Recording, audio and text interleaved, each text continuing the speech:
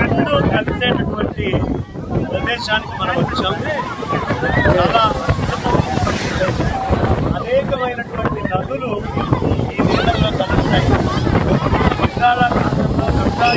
సరస్వతి కలుస్తాయి.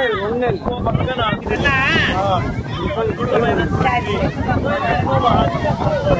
చెప్పలేనన్ని నదులు కలుస్తాయి.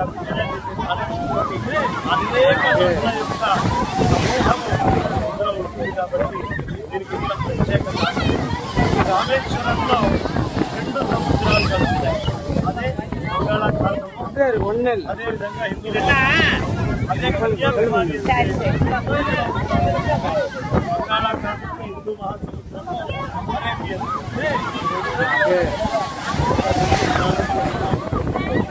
నారాయణ నాగేరి గారు ఇవాళ యువకులాగా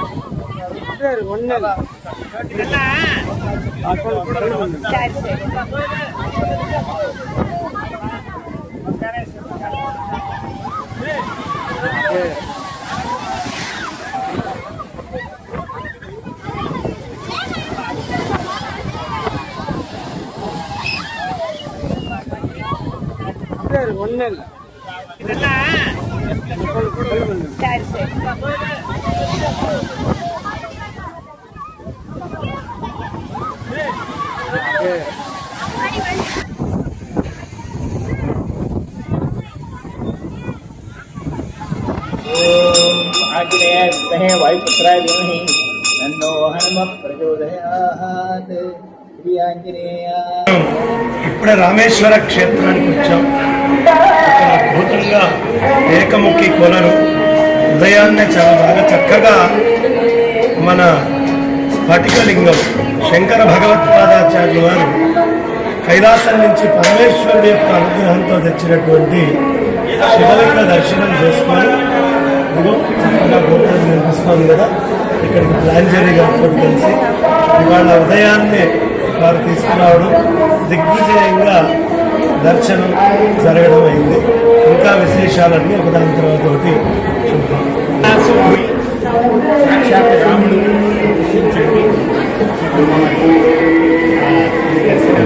దైవ దర్శనం కాకపోతే ఇక్కడ అందరూ చూసుకొని అందరినీ వారి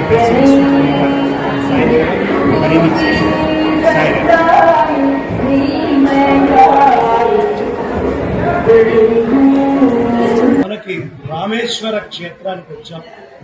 పూర్ణ పురాణాంతర్గతంగా ఈ రామేశ్వర క్షేత్ర విశిష్టత ఉంటుంది.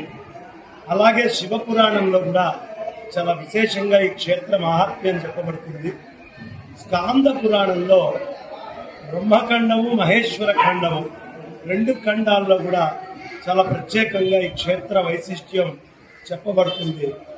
ఇక్కడ రామచంద్రమూర్తి తను బ్రహ్మహత్య దోషాన్ని పోగొట్టుకోవడానికి ఆయనే లింగ ప్రతిష్ఠ చేసినట్టు స్కాంద పురాణం మనకి స్పష్టంగా చెప్తోంది. అలాంటి స్కాంద పురాణాంతర్గత మహత్తరమైనటువంటి ఘట్టము జరిగిన రామేశ్వర క్షేత్రము ఈ క్షేత్రం. రాంజరి గారితో వాళ్ళ చక్కగా రావడం అయింది.